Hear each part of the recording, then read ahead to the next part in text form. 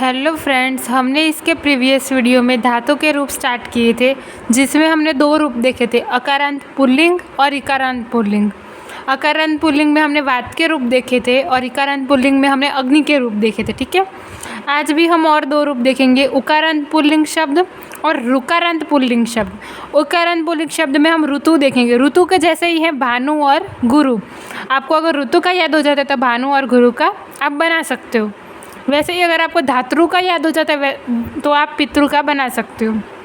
वही प्रथमा, द्वितीय, तृतीय, चतुर्थी, पंचमी, षष्ठी, सप्तमी, ये 7 विभक्ति और एक संबोधन, उनका एक वचन का रूप, द्विवचन का रूप और बहुवचन का रूप।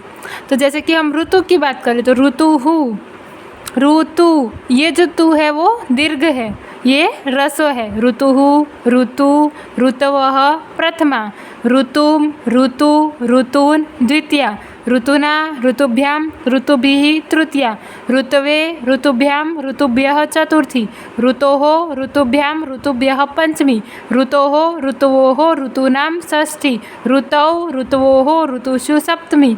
हे ऋतो, हे ऋतु, हे ऋतवः संबोधन। तो मैंने आपको बताया था कि तृतीय, चतुर्थी और पंचमी उनका जो द्विवचन का रूप होता है वो सेम आता है। फिर जनरली द्वितीय के एक वचन में म आता है और बहुवचन में न आता है पीछे। फिर पंचमी, षष्ठी के रूप जो एक वचन का रूप है वो एक जैसा होता है। षष्ठी और सप्तमी का बहुवचन का रूप एक जैसा होता है। यहाँ नाम आता है पीछे, षष्ठी बहुवचन में ऋतु नाम, धातृ नाम। ठीक है, पहले जो वीडियो देखा था उसमें वाता नाम। तो वो सब जो है वो थोड़े कॉमन है जो आपको याद रखने हैं। यहाँ जो है चतुर्थी और पंचमी तो उसमें भ्य आता है। ऋतु है तो ऋतुभ्य, पंचमी के बहुवचन भी ऋतुभ्य। वैसे ही भानु का भानुहु, भानु, भानवः प्रथमा, भानुम, भानु, भानुन द्वितीया, भानुना, भानुभ्यां, भानुभिः तृतीया, भानवे, भानुभ्यां, भानुभ्यः चतुर्थी, भानोः, भानुभ्यां, भानुभ्यः पंचमी, भानोः, भान्वोः, भानुनां षष्ठी, भानौ, भान्वोः, भानुषु सप्तमी। हे भानो, हे भानु, हे भानवः संबोधन। वैसे ही गुरु के आप कर सकते हो इसी हिसाब से। ठीक है, अब हम देखते हैं ऋकारांत पुल्लिंग शब्द। तो धातृ और पितृ, आपके सिलेबस में ये दो ही दिए हुए हैं, धातृ और पितृ। तो हम बात करें एक वचन, द्विवचन और बहुवचन की। तो धाता, धातारौ, धातारः प्रथमा, धातारम, धातारौ, धातॄन् द्वितीया, धात्रा, धातृभ्यां, धातृभिः तृतीया, धात्रे, धातृभ्यां, धातृभ्यः चतुर्थी, धातुः, धातृभ्यां, धातृभ्यः पंचमी, धातुः, धात्रोः, धातॄणां षष्ठी, धातरि, धात्रोः, धातृषु सप्तमी। हे धातः, हे धातारौ, हे धातारः संबोधन।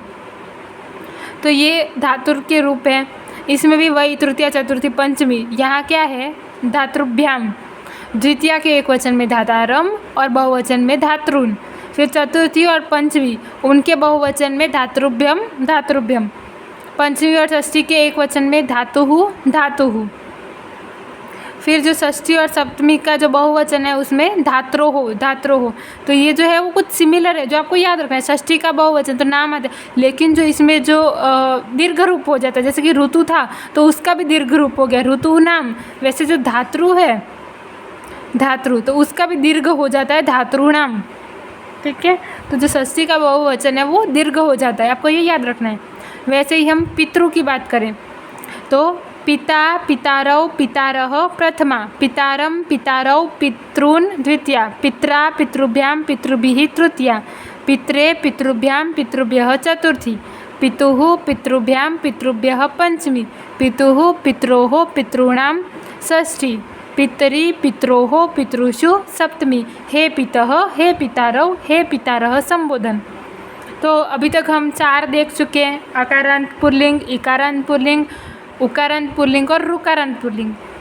आपको ये कंटिन्यूअसली करते जाना है। उसके अब हमारा जो नेक्स्ट लेक्चर आएगा वो वर्णमाला के ऊपर आएगा। उसके बाद हम जो हमारा फर्स्ट जो चैप्टर चल रहा है व्याकरण में वो कंटिन्यू करेंगे और इसके साथ साथ ये 2 वीडियो आते रहेंगे। ठीक है।